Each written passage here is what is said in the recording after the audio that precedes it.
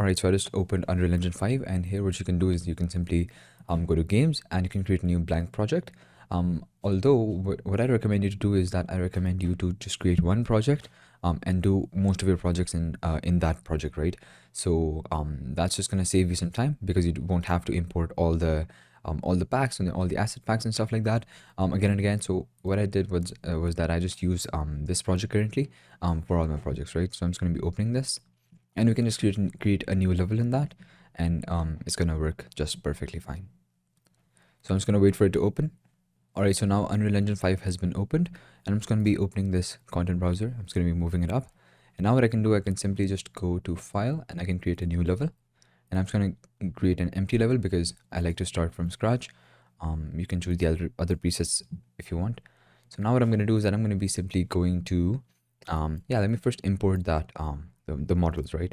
So I'm just gonna go to this content file, and I'm gonna right click and new folder, and I'm just gonna be naming it product with ss. Right, so now I can just go to my files and I can just simply import that file which we exported from Blender. I think it was called product design ss1, right? This one. Now I'm just going to drag this in, just simply, and press import all, and now just wait for it to import. It is going to take some time if depending on how fast your computer is. So I just recommend you to just give it some time and it's going to be done. All right, so now it has given us some errors, so I'm just going to ignore them. And now you can see that we have this label imported as well, which is a good sign that our textures are imported correctly. And now what I'm going to do is that I'm going to just select the first mesh, and then I'm going to shift click the last mesh, which is going to ensure that all our meshes are selected. And now I can just drag them into the viewport. And you're going to see that the whole scene, which we created in Blender, has been imported in Unreal Engine 5. Now I'm just going to reduce the camera speed a little bit so that we can move our camera precisely. Something like 3 should be fine, I think. Yeah, I think that should be fine. Now we're going to be creating a camera, and then we're going to be lighting the scene. But before that, just save your level by pressing Ctrl S, and I'm just going to be naming this product with SS, right? And I think that should be good. So now what I'm going to do is that let me first work on the textures, right? Actually, let me first work on the lighting. But before that, I'm just going to show you how exactly are we going to import the textures, right? So we're going to be using a texture pack called this automotive materials pack. Now this pack is originally made for cars, but I found that it works amazingly on these materials as well, right? So you can just simply go to your Epic Games launcher. So we're going to be using this automotive materials pack and Megascans, of course, because that has some really good marble materials. So we're going to be using those as well. So just go to Epic Games Launcher and then wait for it to open. Now you can just simply go to Marketplace, and here I'm just going to be searching. Just wait for it to open, and once it does open, you can just simply search for automotive. Just search for automotive and it should pop up. Yeah, automotive materials. Now you can see these have a lot of great materials. So their collection is really nice. They have plastics, they have glass, they have leather and stuff like that. So that's really helpful for us, right? So I'm just going to be downloading this. Just press download here. I have already downloaded it. And after that, you can just simply add to project and just select whichever project you want. You can just select the project which we're currently using, but I have already added it, so I'm not going to do it. The download size of this is, if I just go to my library, you're going to see that the download size is 2.9 gigabytes. So yeah, so it's not that big, but it is going to take some time depending on how fast your internet is. So now we have the textures imported. Now let's start working on the lighting. But before that, let me just set up a camera so that we know exactly how our scene is going to look, right? So what I'm going to do is that I'm simply going to go to Add, Cinematic, and Cine Camera Actor. Right click this and pilot. Now I can just position this according to my, I think something like that should be good. However, what I'm going to do is that I'm going to be firstly I'm going to be increasing the focal length. So yeah, this focal length right here, I'm going to be increasing it to something like 60. I think that should be good. And this aspect ratio, I'm going to set both of these to the same value. It doesn't really matter which value you set them to, they should be the same value to have basically a square image. I think something like that should be probably good. Yeah, we might have to move these plants over a little bit because they're interrupting a lot. Maybe something like that.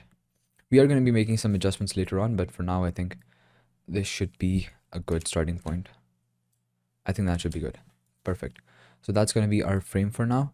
Now what I'm going to do is that I'm going to be right clicking the camera and I'm just going to go to transform and lock actor movement so that we can so that we don't accidentally move it.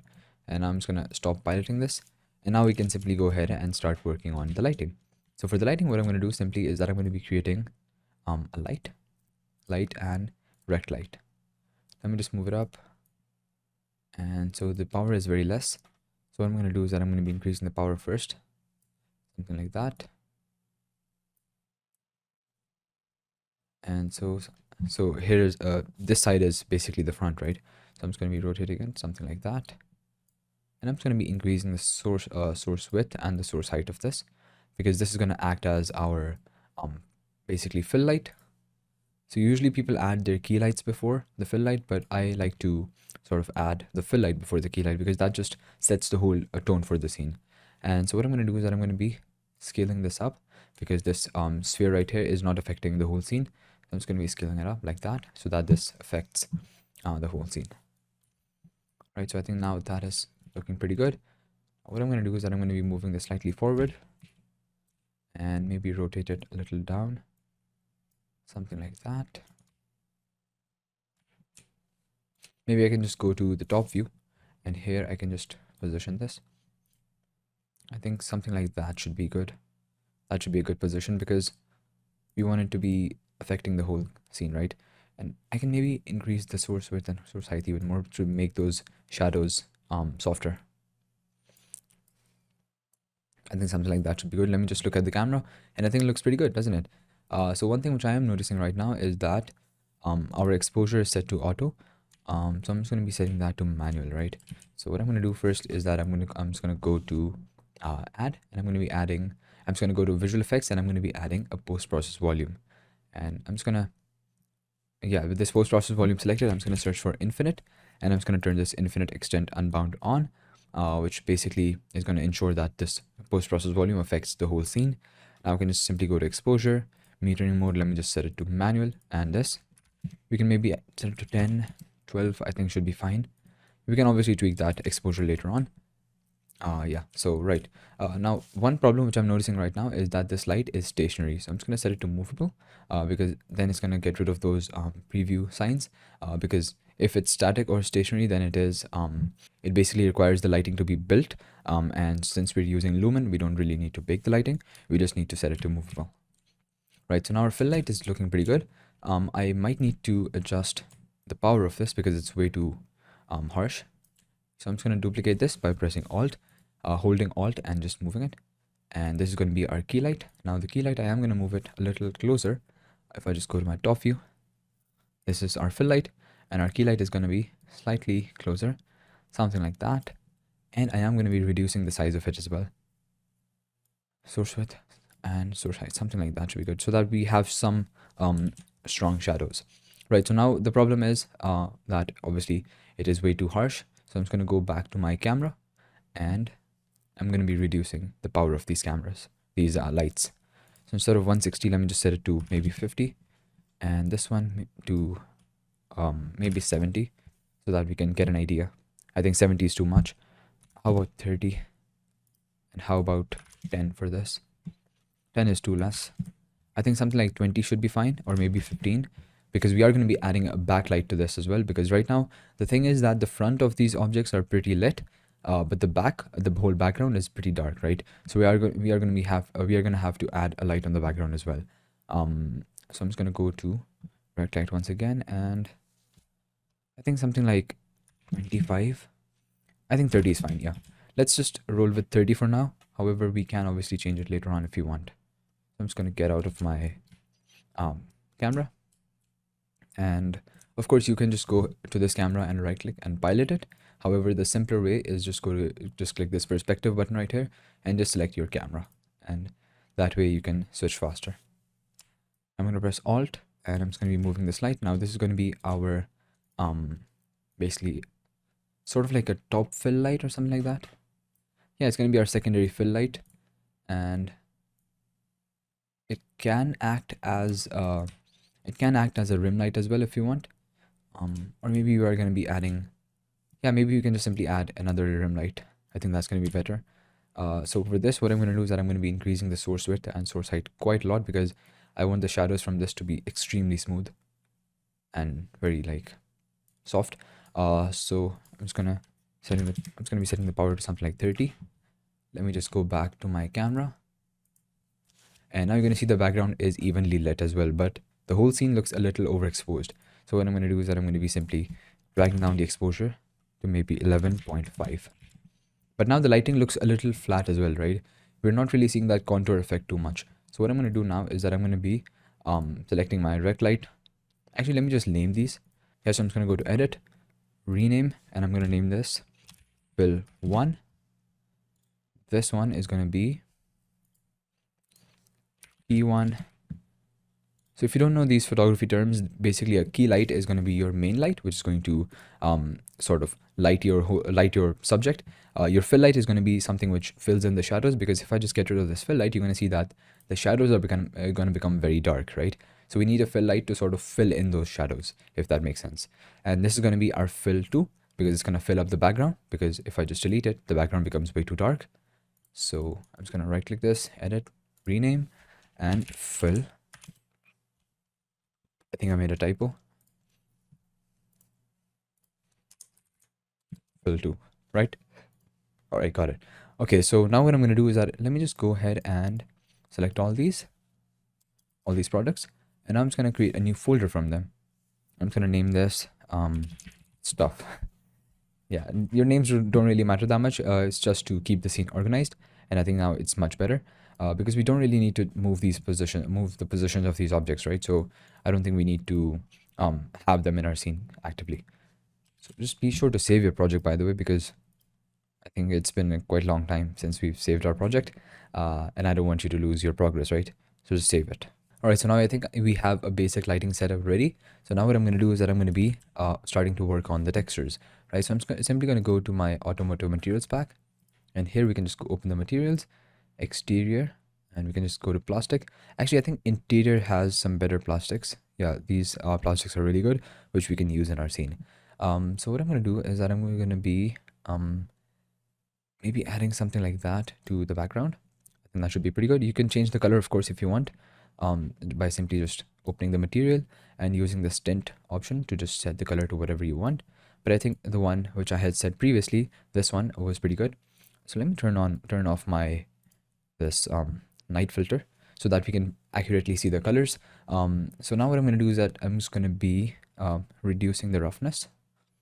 You can reduce the roughness of this to make to have more shadows. Of course, you can obviously increase it to have a matte background, but I personally think something like that should be good. Yeah, I think that should look good. So now I can just grab another plastic and just apply it to the bottle, something like that. So this plastic, right, so what I'm going to do now is that I can't really apply it to this part, because obviously this is the label. So I can just simply apply it to that, and let me just change the color of this to something more interesting. Maybe something like that. Maybe something orangish. Actually, I think something like that should be good. Yeah. I think that works. We can obviously tweak the roughness, but be sure to not make your bottles very shiny, because that way they're gonna look cheap, and it's gonna give that cheap plastic vibe. So just have a little bit of roughness in there. Now we can just simply select a white plastic, and we can apply it to the cap. So just make sure that the tint is set to white, and I think we're good. Let me just apply it to that as well. You're going to see that it looks pretty good. Now, right now, the way we can tweak the reflections on these bottles is by moving the lights. So if I just open my viewport 2, if you don't have this viewport 2, by the way, you can just simply go to window, and you can just go to viewports, and you can turn this viewport 2 on. You can have up to 4 viewports in your scene if you want, by the way. Right, so what I'm going to do is that I'm going to be selecting both of my lights, and my key light and my fill light, and I'm going to be moving them down. So as I move them down, you're going to see, I just want you to focus on this area, right? If I move them up, you're going to see that the reflections are going to go away. But if I move them down, you're going to see that we are going to see some really nice reflections on these bottles. So I like that, and I'm going to be keeping them there. But right now they're way too glossy, so I'm just going to be increasing the roughness max a little bit. Something like that I think should be good, and that gives a very premium vibe to our bottle, right? So I'm just going to be applying that material to that as well. Actually, not that. I think that should be good. Or if let's say you don't want this label, you can simply apply it to this as well, to the whole bottle as well, and that's gonna look pretty good as well, right? So, and then of course you can add the labels later on in Photoshop or in any other editing software which you like. So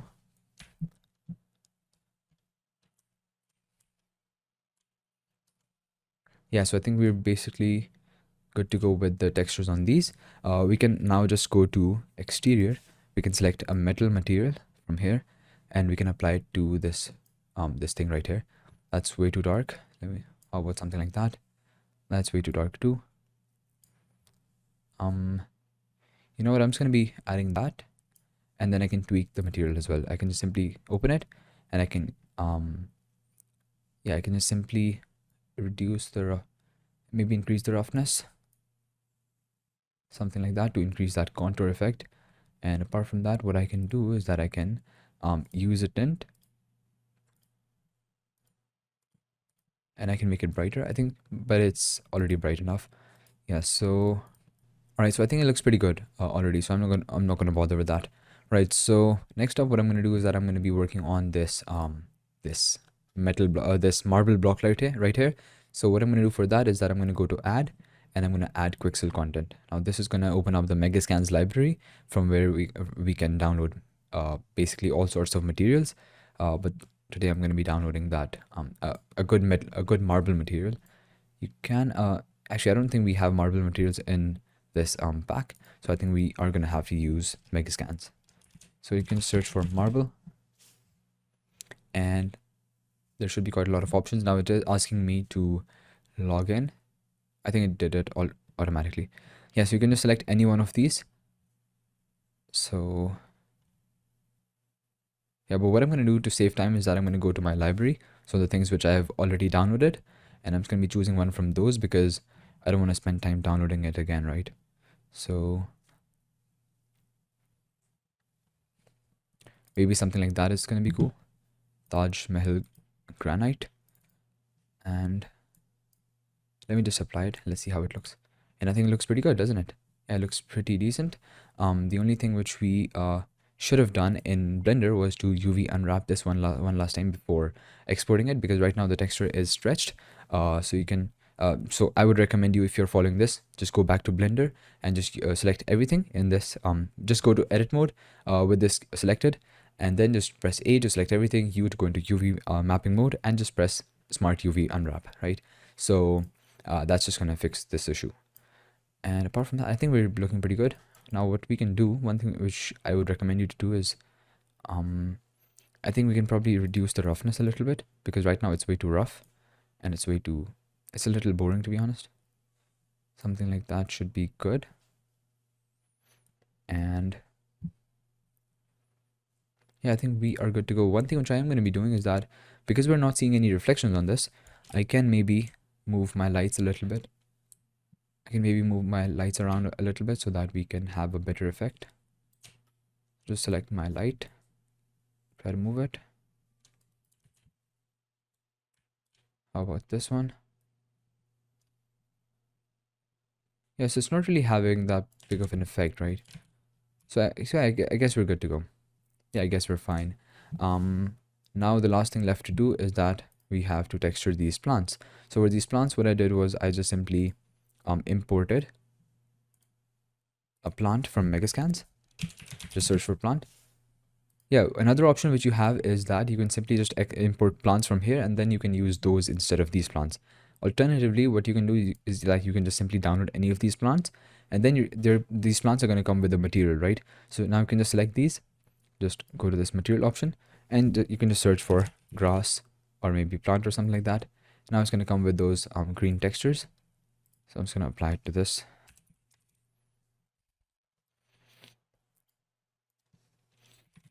Just search for grass, and then you can apply it to all these.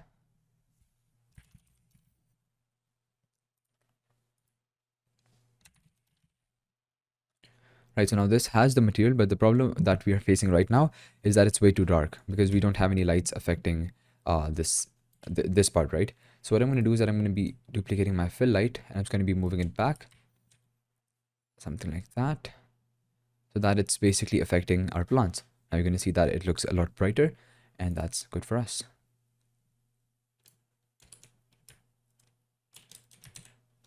Oopsies. I can maybe move it something like that, and then place it like that. Oops. I'm just going to be placing it like that. You're going to see that now we are going to have a really good looking grass, and this is pretty bright too, so I'm just going to be adding grass material to this as well, and that seems to be working perfect.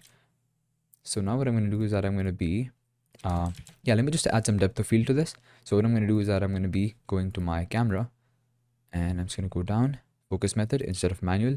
I can just set it to tracking, and now I can just select any object which I want it to focus on.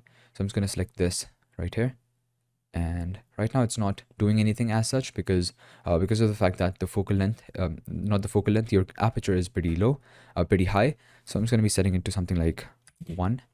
Now you're going to see it's going to become slightly blur, but it's also going to become what do you call it, it's also going to become a little a little brighter, right? So we're going to be fixing that in just a bit. So now what we can do is that to increase the blur level of this, we can simply select these plants and we can move them back closer to the camera, something like that. So before placing these plants properly, let me just simply go ahead and first set the exposure correctly. So I'm just gonna go to my post-process volume, and here I can just simply set the exposure to maybe 9. I think 9 should be good. We can obviously tweak this later on if you want, but for now I think it should be fine. Yeah, so we can try moving this slightly. I think something like that should be a good position, and this one, maybe moving it, I think we should move it a little up.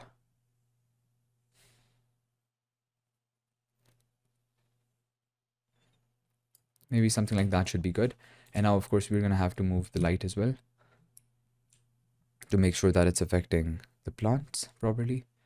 And let me just move it down a little bit and move it closer to these plants. I think that should be good. Yeah, I think we're good to go.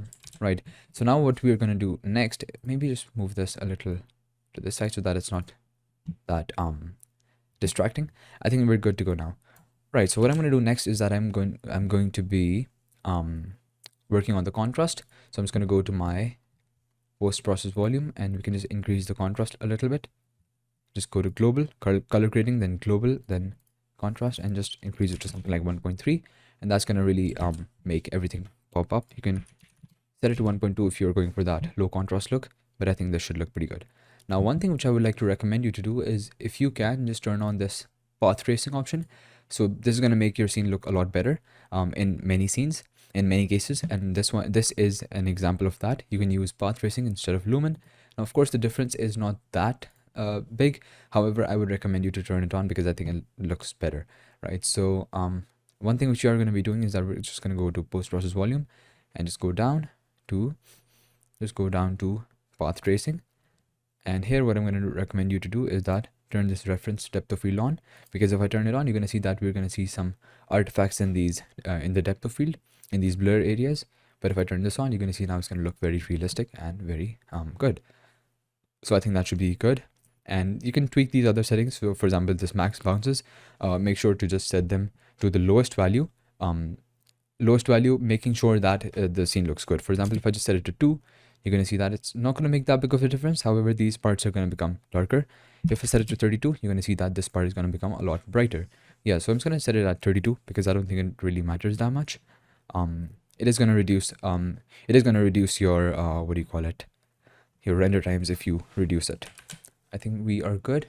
And now one thing which we can do is you can tweak this label to make it look a little better. So what I'm going to do for that is that I'm going to go back to my